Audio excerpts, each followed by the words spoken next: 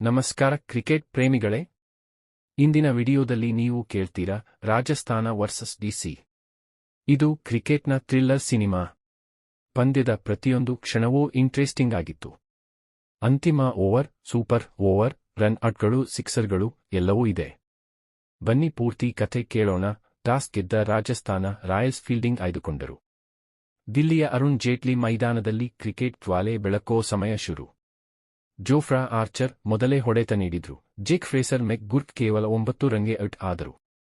ಕರುಣ್ ನಾಯರ್ ಇನ್ನೂ ಖಾತೆ ತೆರೆಯದವರೆಗೆ out. Strike rotate ಮಾಡಲು ಹೋಗಿ ರನ್ ಔಟ್.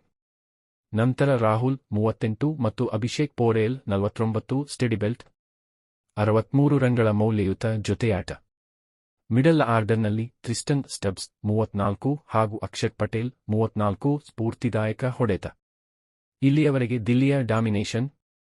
ಕೊನೆಗೆ 20 ಓವರ್ಗಳಲ್ಲಿ 188 ರನ್ಗಳಿಗೆ 6 ವಿಕೆಟ್ ಕಳೆದುಕೊಂಡಿತು. ರಾಜಸ್ಥಾನಗೆ 189 ರನ್ಗಳ ಗುರಿ. ಆಟದ ಆರಂಭದಲ್ಲೇ ಶಾಂತತೆ ತೋರಿದ ನಾಯಕ ಸಂಜು ಸ್ಯಾಮ್ಸನ್ ಮತ್ತು ಜೈಸ್ವಾಲ್ ಸ್ಫೋಟಕ ಅರ್ಧ ಶತಕ, 51 ರನ್, 37 ಎಸೆತ. ಸ್ಯಾಮ್ಸನ್ 31 ರನ್ ಆದರೆ ಮಧ್ಯದಲ್ಲಿ ಗಾಯಗೊಂಡು ನಿವೃತ್ತರಾದರು. ಪರಾಗ್ ಮತ್ತು ಜುರೆಲ್ ಹೆಚ್ಚಿನ ಕೊಡುಗೆ ನೀಡಲಾಗಿಲ್ಲ, ಆದರೆ ನಿತೀಶ್ ರಾಣಾ ಭರ್ಜರಿ ಬ್ಯಾಟಿಂಗ್, 51 ರನ್, 28 ಎಸೆತ.